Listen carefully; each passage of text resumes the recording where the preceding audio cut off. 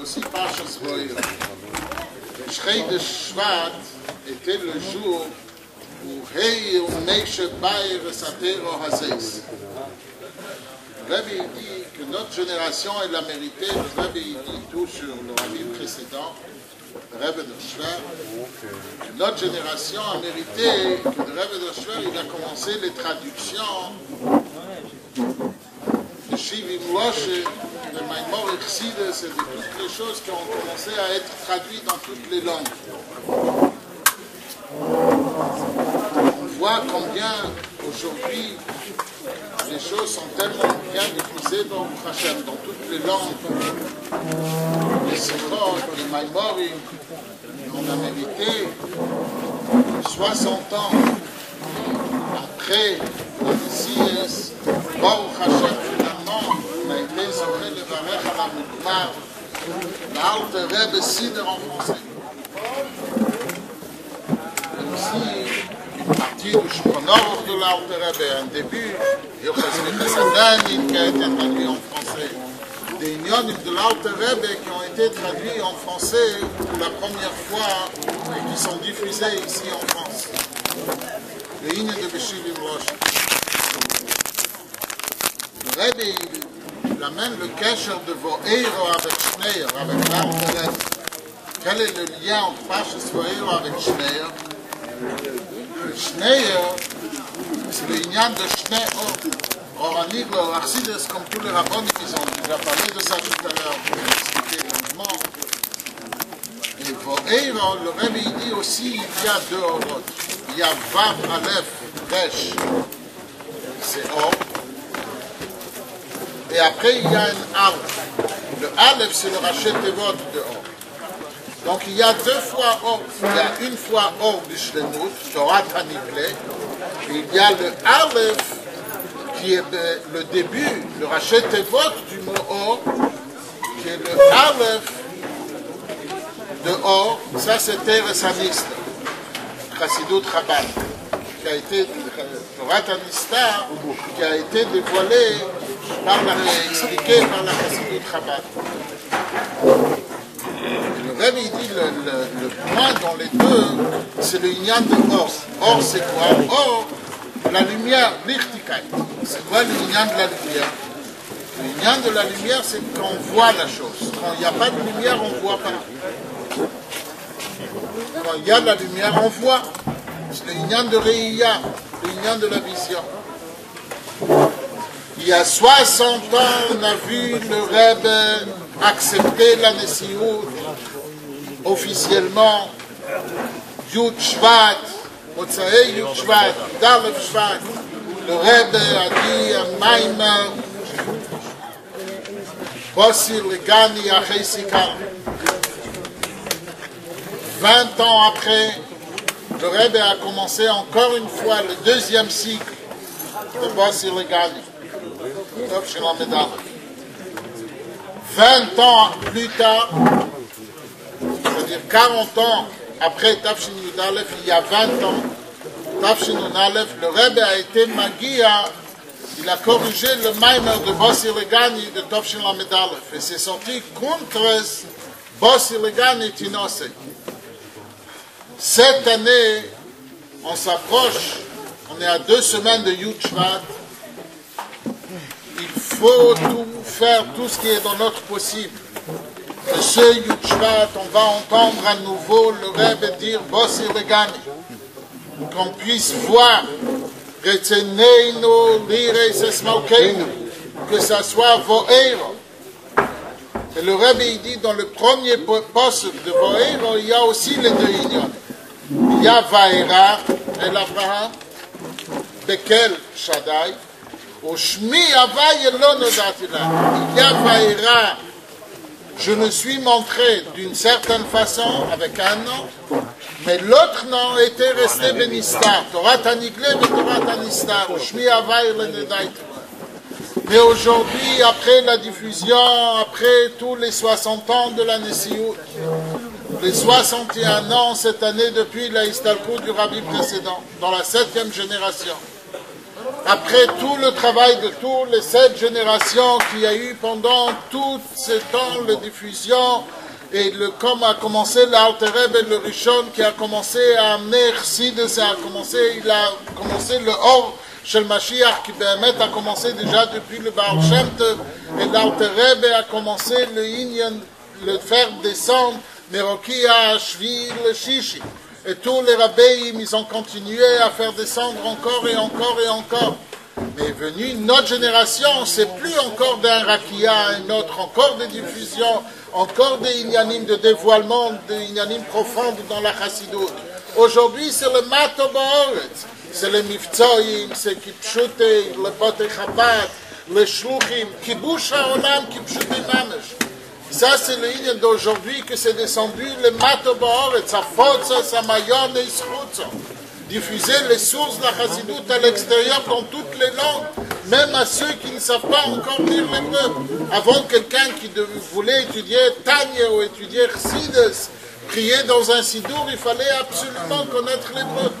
Aujourd'hui, même quelqu'un qui ne connaît pas encore lire Aleph Beis, il prend un sidour de l'Alter Rebbe, il prend un Tanya, il a dans sa langue maternelle, dans la langue française, en anglais, dans toutes les langues, en portugais, etc., en russe. Et ça, le Rebbe, il a fait descendre. Après tout ça, il n'y a rien qui manque. La seule chose qui manque, comme le Rebbe, il dit, c'est c'est que nous, on accepte. Et comme c'était il y a 60 ans, 2 semaines avant Yud Shvat, imaginez-vous comment les chassidim, ils ont bougé dans tous les côtés, dans tous les coins du monde. À l'époque, il n'y avait pas encore de fax, il n'y avait pas encore tous les moyens d'aujourd'hui, mais ça bougeait, ça écrivait des lettres et des télégrammes, et comment faire, et comment on va être poète, que le Rebbe, il accepte.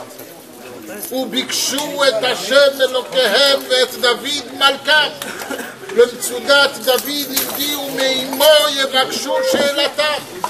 Ils vont demander à Hachem, ils vont demander au Melech HaMoshiach chez Yisgal. Il faut bouger. Un Fabreiden, c'est pour prendre les Achlatot. Le Rishon, aujourd'hui on est la Iloula du Rishon de l'Alter Rebbe de Meyasset Chabad, du Nassi Rishon. Mais aujourd'hui, ce qu'on veut, c'est Retzoneinu, Lirot et Malkeinu, voir le Rebbe Melech HaMoshiach, et Yisgal, et dire, Bossi Legani, Achei Zikal, et Kushute. Oh, Elekeinu, oh, Elekeinu, oh, Mahavenu, Moshiach, Gloria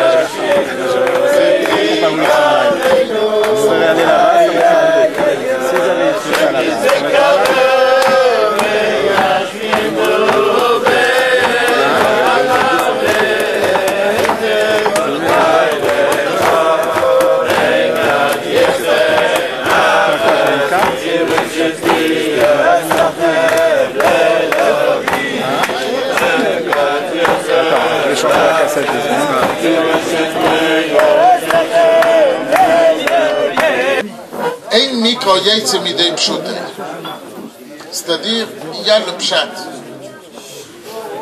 Le pshat, il est, on fait Fabringen ce soir, 2 semaines avant Yud Shvat.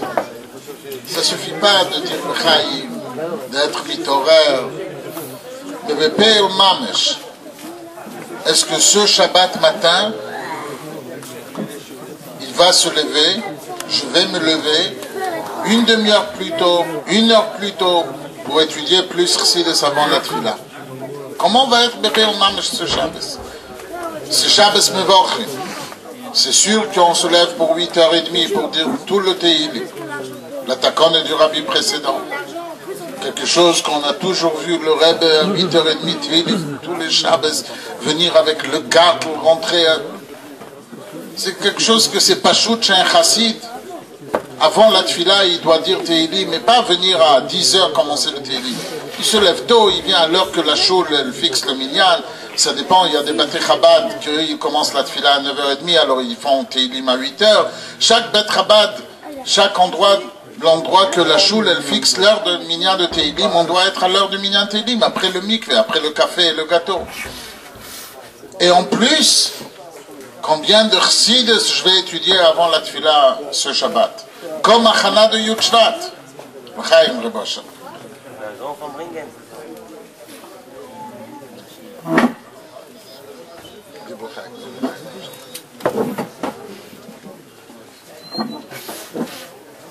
Et pas seulement Shabbos. Pas seulement Shabbos. Il y a toute une semaine. Il y a une semaine encore.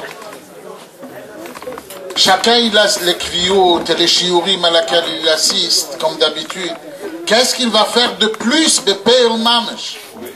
Qu'est-ce qu'il va faire de plus dans la Fotza Samayones pour préparer le monde à accueillir Mashiach?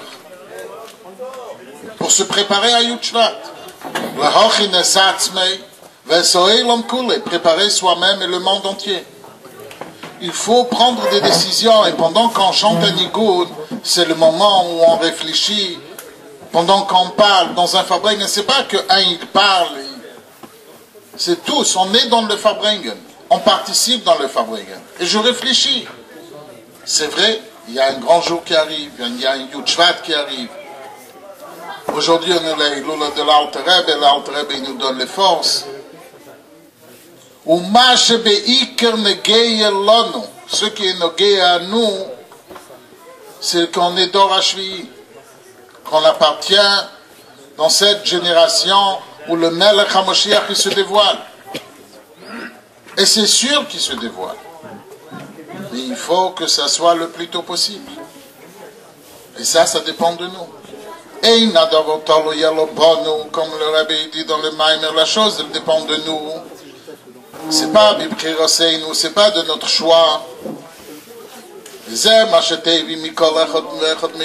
ça qu'on demande, on réclame à chacun de nous dans le Derashvi. Et comme on a dit tout à l'heure, il faut diffuser.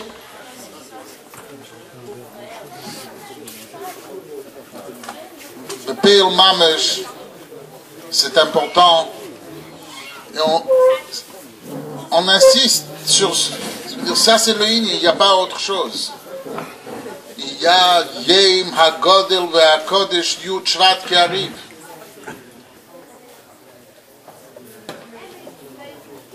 Il faut Zichatre Sultan. Comme le Rebbe dit dans le Maimer Va'atot Etzav, le dernier Maimer que le Rebbe il a distribué dans la main de chacun. Il faut être Kos Islamoir, in ganzen zu Treiselt, il faut être complètement secoué. Complètement. Comment c'est possible que cette année, on va étudier seulement les Maimons de Bossi Legani des années précédentes? Chas v'sholem, on ne va pas entendre, on ne va pas voir.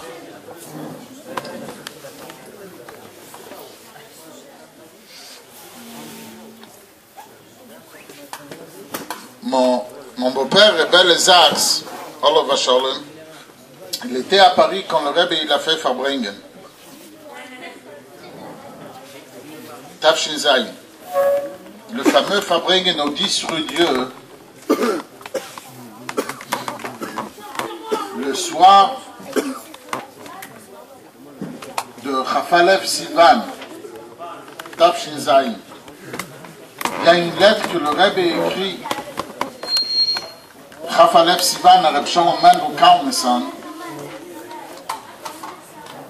qu'Hachem lui donne une refoua shlema, Tafshin Zayin, le Ktav Yad de l'hôtel Edouard VII sur le stationery, sur l'entête de l'hôtel Edouard VII à l'opéra, et il écrit une lettre à Reb Shalom Mendel Kalmeson avec un crayon.